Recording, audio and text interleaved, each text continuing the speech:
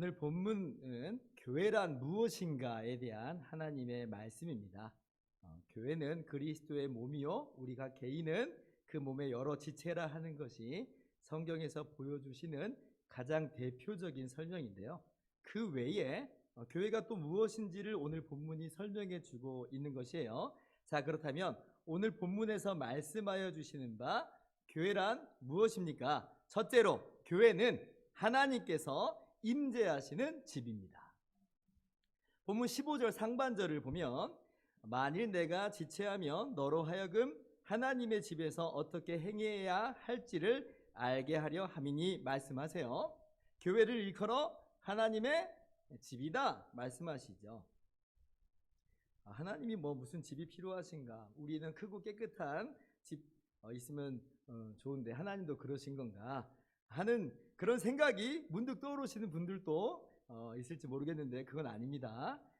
구약 성경을 보면 다윗 왕이 하나님을 위해서 집을 짓겠다고 했어요. 성전을 짓겠다는 거죠. 그런데 다윗에게 허락하시지 않고 그 아들 솔로몬 때에 하나님께서 허락하셔서 솔로몬이 하나님의 집, 즉 성전을 짓습니다. 솔로몬이 정말 정성 들여서 고급 자재로 크고 멋지게 성전을 완공해요. 그러나 그렇다고 해서 솔로몬이 이 성전이 마치 하나님이 들어와 살듯이, 사람이 이렇게 들어와 살듯이 하나님이 그렇게 사는 곳이 아님은 분명하게 이야기합니다. 역대하 2장 6절을 보면 누가 능히 하나님을 위하여 성전을 건축하리요?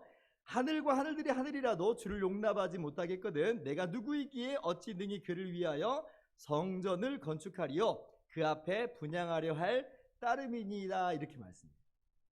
사실 그렇죠. 만물이 다 하나님의 창조물이고 다 하나님의 작품인데 하나님께 무슨 집이 필요하겠어요? 세상에 그 어떤 것들이 감히 하나님을 모실 수 있겠어요?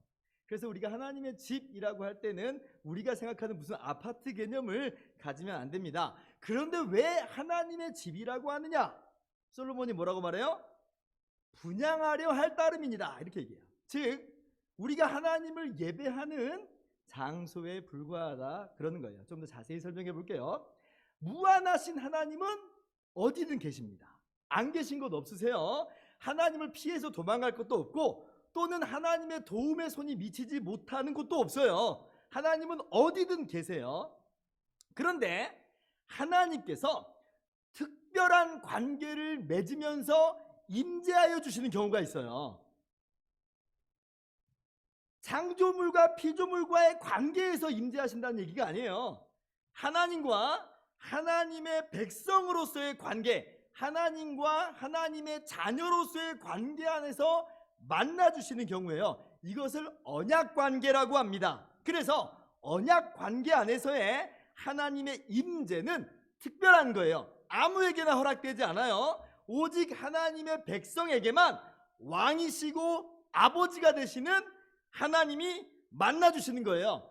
그래서 언약관계 안에서 하나님을 만난다라고 하는 것은 정말 특권 중에 특권이에요. 구약 성경에 이 성전은 바로 그런 것입니다. 하나님의 집이라고 불리는데 그 이유는 하나님께서 언약관계 안에서 당신의 백성 가운데 특별히 임재하여 주시겠다는 거예요. 언약 백성에게 하나님의 이름을 두신다는 거예요. 이게 바로 구약에 나오는 성전의 의미입니다. 그래서 이스라엘 백성들은요 하나님의 임재의 장소로서 그 성전을 보면서요 자신들이 하나님의 특별한 백성임을 확신하는 거예요. 하나님의 자녀됨을 확신하는 거예요. 그래서 그곳에서 자신들의 왕이 되시고 아버지가 되시는 구원의 하나님을 예배하는 것입니다. 요약하자면 성전은 구약에서 말하는 하나님의 집은 언약 관계 안에서 하나님이 임재하시는 처소다라고 하는 거예요. 자, 그런데 신약 시대에 와서 중요한 변화가 일어납니다. 그게 뭐냐면 하나님께서 구약 시대까지는 어느 한 장소 예루살렘을 정해서 거기에 이름을 두시고 그곳에서 만나 주신다라고 했어요. 어느 한 장소를 지정하셔서 당신의 백성 가운데 임재하신다고 했는데 이제 신약 시대에서는요, 하나님이 친히 이 땅에 오셔서 당신의 백성 가운데 임재하여 버리신 거예요. 이게 어떤 사건이에요? 하나님이신 예수님께서 참 사람이 되셔서 이 땅에 오신 성육신 사건을 말하고 있는 거예요. 하나님께서요, 친히 당신의 백성을 찾아와 주셨어요. 그래서 예수님의 이름이 임마누엘이라고 하잖아요. 하나님이 우리와 함께 계신다. 요한복음 2장 19절 이하를 보면 예수님께서 성전을 정결하게 하시면서 너희가 이 성전을 헐라 내가 사흘 만에 다시 일으키겠다 말씀하세요. 그러니까 사람들이 못 알아듣습니다. 그래서 사람들이요, 아니 이 성전은 46년 동안 지었는데 네가 어떻게 3일 만에 다시 일으키겠다는 거냐? 라고 예수님께 따져 물어요. 사실 제자들도요, 당시에는 이 말이 무슨 뜻인지를 전혀 몰랐어요. 그런데 나중에 예수님이 죽으시고 부활하신 이후에 그때 가니까 이 말씀의 뜻이 무엇인지를 깨닫게 된 거예요. 그래서 요한복음 2장 21절 이렇게 기록합니다. 그러나 예수는 성전된 자기 육체를 가리켜 말씀하신 것이라. 예수님이 이 땅에 오심이요, 참 성전이라는 거예요. 여러분, 우리가 지난주에 주님의 부활하심이 의미하는 바가 있다고 그랬어요. 그 중에 첫 번째가 부활하심으로 예수님은 참 하나님이심을 선포하셨다, 드러내셨다, 증명되었다라고 제가 말씀드렸어요. 그때 제자들이 주님의 부활을 보면서 의심하지 않고 분명하게 깨달은 거예요. 이야, 정말 예수님은 진짜 참 하나님이시구나. 자, 그렇다면 예수님이 언약 백성에게 찾아오셔서 이 땅에 임재하시는 것이야말로 진짜 하나님이 찾아와 주신 거구나, 진짜 하나님이 임재하시는 것이구나 라는 답이 딱 나온 거예요. 그러므로 신약시대에서는 이제 더 이상 눈에 보이는 집, 어떤 장소로서의 성전은 의미가 없어졌습니다. 왜냐하면 실체가 왔기 때문에 모델하우스는 이제 더 이상 필요하지 않은 거예요. 그래서 요한복음 4장 보면 사마리아 여인이 어떤 것이 참 성전이냐고 예수님께 묻는 장면이 나와요. 사마리아 사람인 자신은 그리심산에 있는 성전이 진짜 참 성전이라고 생각하고 해서 거기서 예배를 드리고, 유대인들은 예루살렘이 참 성전이라고 생각해서 예배를 드리는데 어디가 참 성전이고 어디에서 참으로 예배를 하는 것이 마땅합니까? 라고 묻는 거예요. 근데 그때 주님이 뭐라고 말씀하세요? 요한복음 4장 21절 보니까 예수께서 이르시되 여자여 내 말을 믿으라. 이 산에서도 말고 예루살렘에서도 말고 너희가 아버지께 예배할 때가 이르리라 말씀하세요. 예루살렘 성전도요, 이제 더 이상 성전이 아니라는 거예요. 구약 시대에는 분명 예루살렘 성전에서 하나님께서 언약적 임재를 나타내어 보여주셨습니다. 그러나 이제는 아니라는 거예요. 왜냐하면 하나님의 임재 그 자체이신 예수님이 이 땅에 오셨거든요. 예수님의 임재가 성전이에요. 자, 그렇다면 교회가 하나님의 집이요, 교회가 성전이라는 말은 무슨 뜻이냐? 그것은요, 성령으로 말미암아 참 성전이신 예수님을 주와 구주로 믿음으로 주님과 연합하게 되어서 교회가 예수님 안에서 하나님의 언약적 임재 안으로 들어가는 거예요. 그 언약적 임재 안으로 예수 그리스도를 통해서 들어가는 그 공동체가 되었다는 거죠. 다시 한번 말씀드린다면 우리가 예수님을 영접함으로, 예수님과 연합함으로 하나님이 친히 우리와 함께 계시며, 그러므로 하나님이 이제 우리 하나님이 되시고 우리가 하나님의 언약 백성이 된 거예요. 그래서 교회가 예수 그리스도 안에서 이제 하나님의 성전이라, 하나님의 집이라 불리게 된 겁니다. 이 사실을 에베소서 2장 21절부터 22절이 분명하게 말씀하여 주세요. 자, 그의 안에서 건물마다 서로 연결하여 주 안에서 성전이 되어가고, 22절 같이요. 너희도 성령 안에서 하나님이 거하실 초소가 되기 위하여 그리스도 예수 안에서 함께 지어져 가느니라. 아멘. 얼마나 놀라운 은혜예요. 전에 우리는 하나님 백성 아니었어요. 하나님의 임재 우리 가운데 없었습니다. 우리는 죄인이고 우리는 하나님과 원수였어요. 멸망받아 마땅한 자들이었어요. 그러나 예수 그리스도 안에서 하나님께서 우리와 함께하여 주시고 우리의 하나님이 되시고 우리의 아버지가 되신 거예요. 주님의 임재가 우리 가운데 있어요. 그러므로 우리가 하나님의 그 임재를 누립니다. 그래서 이제 더 이상 어떤 장소나 건물이 하나님의 집은 아닌 거예요. 하나님의 언약적 임재 자체이신 예수님을 주와 구주로 믿는 공동체, 예수님을 영접한 공동체가 바로 하나님이 임재하시는 집이에요. 하나님이 그 모임 가운데 임재하세요. 그래서 주님 말씀하십니다. 두세 사람이 내 이름으로 모인 곳에는 나도 그들 중에 있느니라. 아멘. 그런 맥락에서 우리는 더 이상 이제 어떤 특정 장소나 건물을 지칭해서 성전이다, 하나님의 집이다 하는 것은 피해야 됩니다. 어떤 마음으로 그렇게 불렀는지 모르는 바는 아닌데요. 그러나 자기 자신을 위해서도, 그리고 다른 사람에게 오해를 주지 않기 위해서도 그런 말을 안 쓰는 게 좋아요. 그래서 예를 들어서 제가 우리가 모인 이 장소와 이 공간을 두고 제가 성전이라고 말한 적은 한 번도 없어요. 예배당이라고 그러죠. 오해하지 말라는 거예요. 건물이나 장소, 특정한 공간을 마치 그곳에만 하나님 임재하는 것처럼 오해하지 말라는 거예요. 제가 가끔 기도할 때 우리가 성전에 모였나이다 라고 할 때는요, 그것은 어떤 특정한 장소나 공간을 말하는 게 아니라 우리가 교회라는 공동체로 우리 모임 중에 임재하시는 하나님을 예배하러 모였습니다, 이런 뜻이에요. 그러므로 더 이상 하나님의 언약적 임재를 어떤 특정 공간으로 제한하지 마세요. 하나님의 이 언약적 임재는 주의 이름을 부르는 우리 공동체 가운데 있는 것입니다. 여러분, 오늘 이 말씀이 영상으로 예배하는 우리 교우들에게도 특별한 위로가 되기를 바랍니다. 우리가 코로나19로 인해서 비상사태로서 이렇게 실시간 예배 영상을 송출하고 있고, 부득이하게 영상을 통해서 우리가 함께 하나님을 예배하고 있어요. 안타깝죠? 그러나 우리가 비록 몸으로는 함께 있지는 못하지만, 그러나 그렇다고 우리가 지금 별다르게 예배하는 것은 아니에요.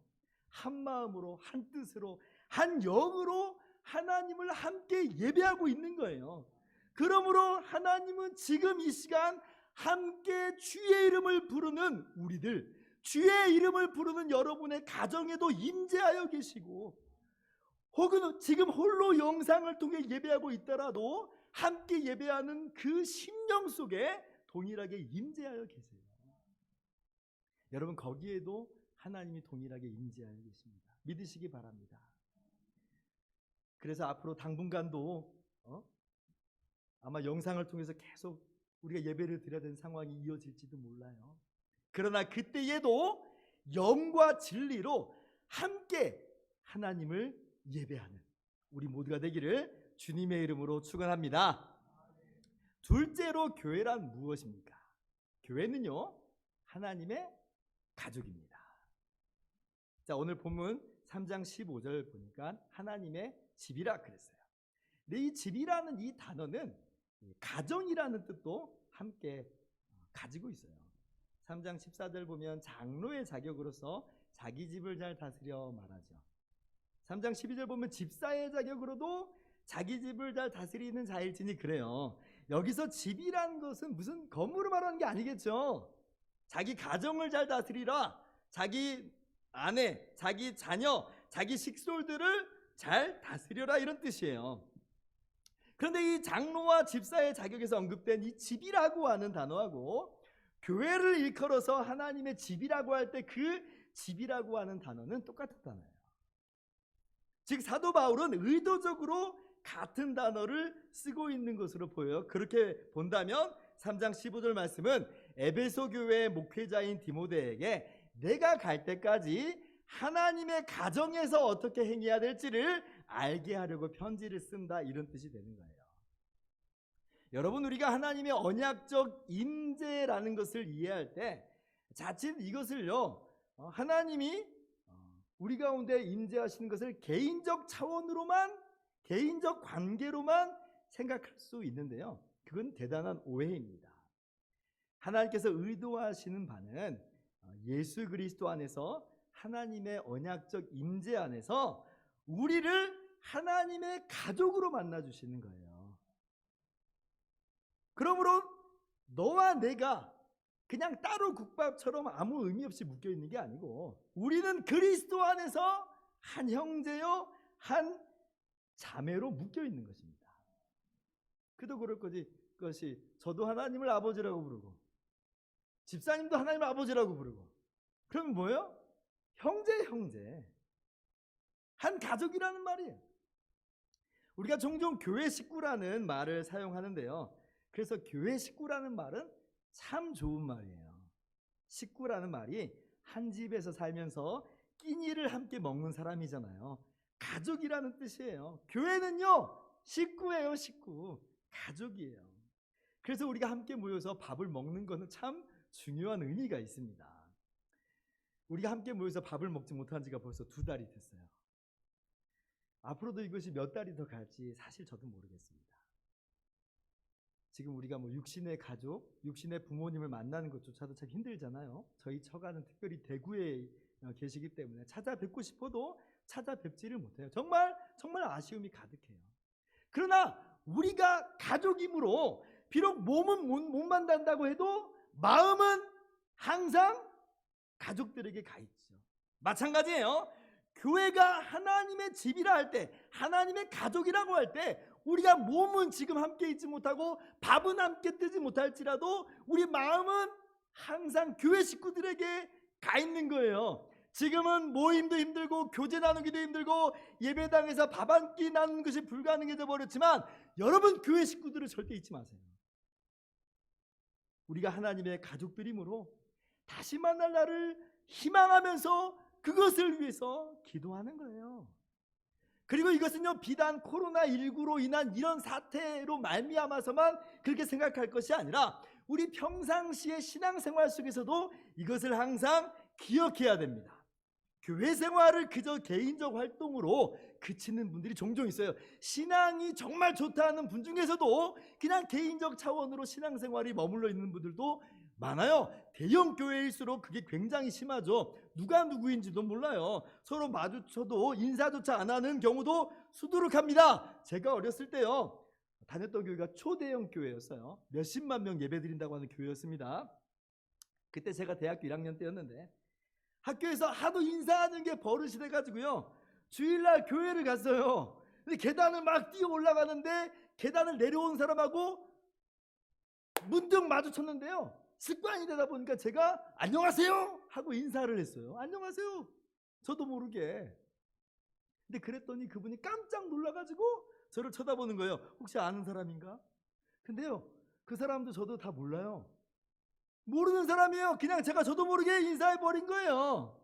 그래서 둘이 얼마나 뻘쭘하게 이렇게 지나갔는지 몰라요. 저도 아뿔싸 괜히 인사했구나 이런 생각을 했다니까요. 여러분 이게 가족일까요? 가족 아니에요. 모르는 사람이죠. 남남이에요. 하나님의 집이다. 교회가 할 때 오늘 이 말씀하고는 전혀 어울리는 장면이 아니었던 거예요.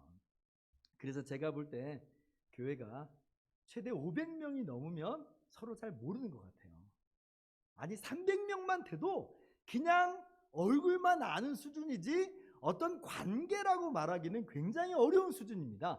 목회자도 300명, 500명만 돼도요 기억하기가 어려워요. 그럼 그때는 어떻게 해야 되는가? 교회가 분립돼야 돼요.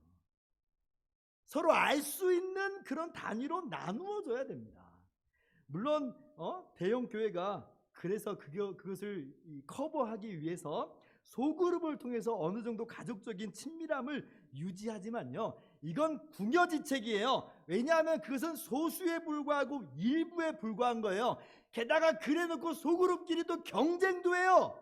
바람직한 교회 가족됨의 모습은 아니라는 거예요. 그래서 대형 교회에 외톨이 신앙인들이 참 많습니다.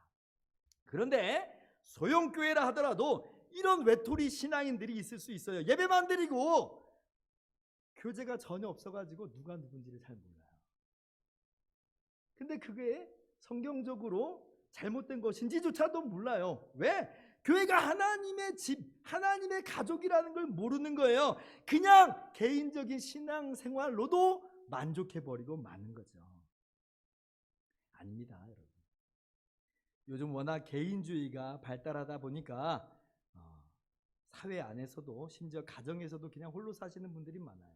서로 부대끼는데 서로 상처만 된다는 거예요. 그러나 우리 예수은혜 교회 식구들은 꼭 기억하시기 바랍니다. 교회는 하나님의 집이고 우리 모두는 하나님의 한 가족이에요. 하나님께서 그렇게 우리를 부르시고 세우셨어요. 홀로 있는 것은 하나님의 뜻이 아닙니다. 그러므로 교제하기를 힘쓰시고 사랑을 나누기에 힘쓰시기 바랍니다. 비록 코로나19가 우리 모임 가운데 덮쳤지만 그럼에도 불구하고 서로서로를 위해서 기도하기 힘쓰고 가끔 전화라도 하면서 안부를 물으시기 바랍니다. 구역장님만 구역 식구들한테 꼭 전화하라는 법 없고요. 구역 식구들도 구역장님한테 전화하고 아무 일 없더라도 또 저한테 전화하고 그렇게 해서 아름다운 교제를 기도하는 그러한 복된 공동체로 세워나가실 수 있기를 주님의 이름으로 축원합니다. 셋째로 교회는요 하나님께서 불러낸 단체입니다. 15절 하반절 같이 한번 읽어볼까요? 시작. 이 집은 살아계신 하나님의 교회요 진리의 기둥과 터니라. 자, 여기 교회라고 하는 단어는 헬라어로 에클레시아라고 하는 단어예요. 에크, 밖으로, 그리고 칼레오, 부르다라는 뜻이에요. 이게 합쳐진 단어입니다. 그래서 무슨 뜻이냐면 밖으로 부름받은 모임, 소집된 단체라는 거예요. 하나님께서 우리를요 세상 밖으로 불러냈어요. 하나님의 백성으로 불러내셨어요. 그래서 교회라고 하는 것은 세상과는 구별된 사람들이라는 거예요. 정확하게는 아까 하나님의 집이라는 그 핵심적인 뜻이 하나님의 언약적 임재라고 했어요. 교회라고 하는 것은요 그 하나님의 언약적 임재로 말미암아 구별된 모임, 하나님의 부름받은 단체라는 의미가 핵심이에요. 사실 똑같은 뜻인데 포커스가 하나님께 있느냐 아니면 부름받은 공동체에게 있느냐의 차이일 뿐이에요. 그래서 구약에서는 하나님의 임재가 성전으로서 이스라엘 가운데 있기 때문에 이스라엘 백성을 성민, 거룩한 백성이라 혹은 선민, 택함받은 백성이라 그래요. 그걸 신약에서는요 예수 그리스도를 영접한 우리들을 거룩한 무리, 성도라고 그러고 또는 부름받은 공동체, 교회라고 부르는 거예요. 사실 같은 개념입니다. 같은 개념이에요. 그래서 심지어 사도행전 7장을 보면 구약 이스라엘 백성들도 교회라고 한번 지칭하기까지 해요. 시내산에서 말하던 그 천사와 우리 조상들과 함께 광야 교회에 있었고 지금 신약의 교회를 일컫는 게 아니에요.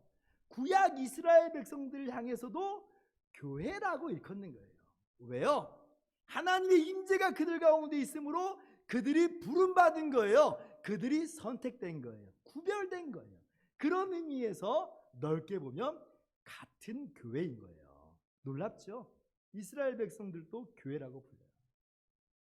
그러면 하나님께서 뭐 하라고 부르신 것인가? 왜 교회로 부르신 것인가? 아까 하나님의 집이라고 말씀드리면서 한번 언급했습니다. 함께 구원의 하나님을 예배하라고 부르셨어요. 이것이 가장 중요합니다. 그래서 교회는 본질적으로 부름받아서 하나님을 예배하는 모임이에요. 하나님을 예배하는 공동체예요. 이게 가장 중요합니다. 그러면서 동시에 하나님께서 교회에게 요구하시는 바가 하나 더 있는데 그것이 무엇이냐면 하나님의 부름에, 하나님의 부르심에 걸맞는 행실을 요구하세요.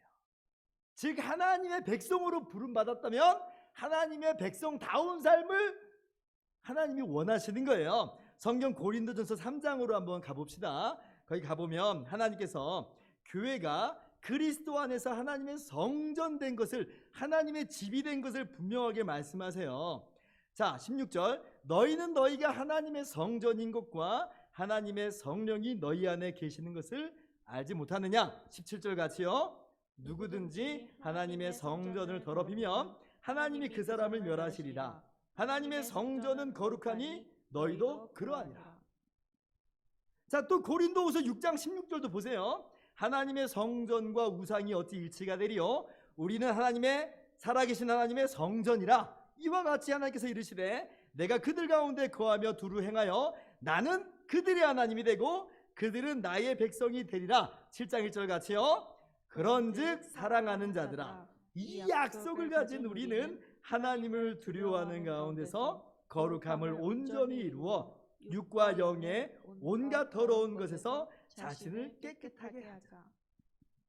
계속 반복되는 메시지는 우리가 하나님의 성전이기에, 우리가 하나님의 부름받은 교회이기에 거룩한 행실에 힘쓰는 것이 마땅하다는 거예요. 하나님께서 세상과 구별된 자들로 우리를 불러내셨으니 이제는 세상 닮지 말고 죄 짓지 말고 우리를 불러내신 하나님 말씀 순종하면서 살아라, 이 말이에요. 그러므로 이제 교회라고 일컬어지는 우리의 정체성은 주일날 함께 모여 예배드리는 이 공예배로만 끝나는 게 아니에요. 나머지 6일 동안 역시 교회다운 모습으로 부름받은 공동체의 모습으로서 거룩한 삶으로 살아가는 것으로 이어지는 거예요. 그런데 우리 모습 보면요, 우리가 주일날만 교회고 나머지 6일 동안은 교회가 아니게 보일 때가 참 많아요. 그 이유 중에 하나는 교회를 자꾸 건물과 어떤 특정 장소로만 가두어 두려고 하는 습성 때문에 그래요. 그러다 보니 주일날하고 나머지 6일이 완전 분리돼 버렸어요. 주일날만 우리가 교회고 나머지 6일은 교회가 아닌 것처럼 보이게 된 거예요. 아니에요, 여러분. 우리가 비록 6일 동안에는 각자의 삶으로 흩어져 있지만 그래서 6일 동안 우리가 교회가 아니게 된 것이 아니라 교회 부분으로서, 교회 지체로서 흩어져 있는 것뿐이에요. 이 말은 그 흩어져 있는 삶의 현장 속에서도 거룩하신 하나님이 왕으로서, 우리 아버지로서 우리 개인 가운데 임재하여 계시는 것이고, 그러므로 우리가 그 안에서 교회다운 삶을 살게끔 하시는 거예요. 그러니 우리가 어떻게 6일 동안의 삶 속에서 경거망동할 수가 있겠어요? 그럴 수 없느니라. 사람들에게 어마어마한 전도 생활을 하려고 애쓰는 것보다 먼저 교회로서의 행실, 거룩한 행실을 보여주세요. 그 현장 속에서 나는 교회다! 라고 하는 여러분의 정체성을 그들에게 보여주세요. 그것이 하나님께서 의도하신 바예요. 그리고 그 행실 속에서 복음을 전하면요, 거기서 열매가 맺어지는 거예요.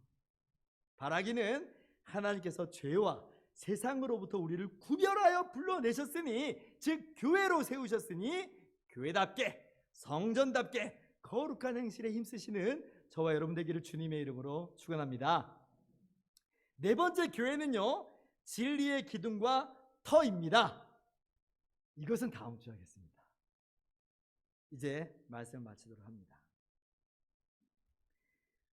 예전 어느 한 성경 공부 교재에 이런 질문이 있었어요.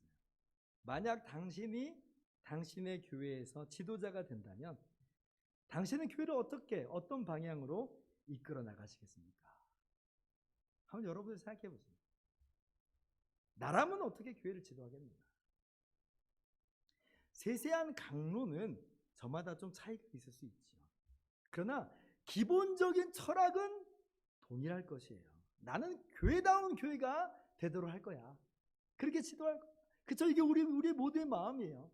자, 그러면 그러기 때문에 교회가 무엇인가에 대한 성경적 이해가 정말 중요해요. 그래야지 지도자들이 성경적 교회다운 교회로 이끌기 때문에 그래요. 그렇지 않으면 내가 생각하는 교회대로 이끌어버려요. 근데 그게 다 제각각 달라요. 그러니까 그 안에서 서로 문제가 벌어집니다. 여러분, 그게 정말 성경적 교회의 개념인가? 오늘 말씀을 통해서 교회가 무엇인가를 분명히 우리가 알아야 돼요. 내가 지도자가 아니라고 할지라도 교회가 무엇인지를 알아야 우리의 삶을 바른 방향으로 가져갈 수가 있는 것이에요. 교회는요, 첫째로 하나님께서 임재하시는 집입니다. 어떤 물리적 공간을 말하는 게 아니라 하나님께서 예수 그리스도 안에서 우리 모임 가운데 언약적 임재로 함께 하시고 우리는 임재하시는 구원의 하나님께 예배로 모인 거예요.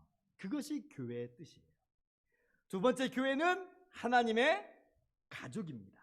하나님의 임재 안에서 우리가 하나님의 한 가족으로서, 한 식구로서 교제하고 사랑을 나누는 것이에요. 셋째로, 교회는 불러내진 공동체라고 그랬어요. 그러므로 우리는 이제 죄와 세상과 무관한 자들입니다. 그렇다면 우리가 나아갈 방향, 교회 지도자들이 지도할 방향은 분명해요. 하나님을 예배하기를 힘씁시다. 사랑을 나누며 교제하기를 힘씁시다. 그리고 거룩한 행실에 힘쓰도록 합시다. 우리 예수 은혜 교회가 이런 복된 공동체 되기를 주님의 이름으로 축원합니다.